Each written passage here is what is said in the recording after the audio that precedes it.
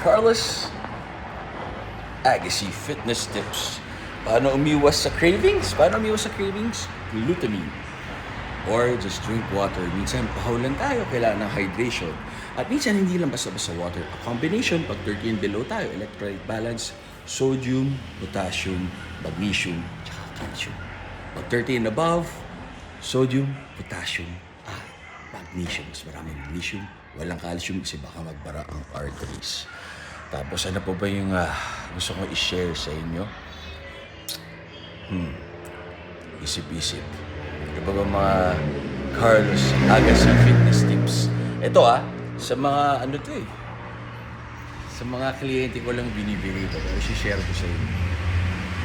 Diba, cravings, glutamine, minsan electrolyte balance. Sa mga naman, para makatulog ng maganda, lalo na kung naka-diet, hindi high protein, hindi high fat. Moderate protein. Ano yung moderate protein? Tama lamang. 20 to 40 grams. Moderate fat. 6 to 12 grams of fat. At high carb last meal. Good for the digestion. Sarap ng tulog mo. Pagising mo. Yun yung energy mo. Fasted ka, mag-workout ka. Or skip breakfast hanggang sa magutom ka na lang.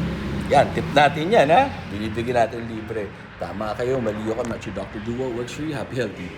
Hindi ko po hinihingi ang like, share, o comment nyo. Wala po akong pakialam doon. Wala akong nakukuha sa inyo. Hinihingi ko na sa inyo, maging mabuting tao. Lalo na sa kapwa, sa mga responsibilidad nyo sa pamilya, sa asawa. Yun na lang, maging loyal tayo at maging mabuting tao.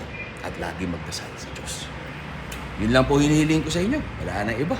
Kung naitim man niyo ako, makasar kayo sa comment, okay lang po yun. Ganun talaga. God bless.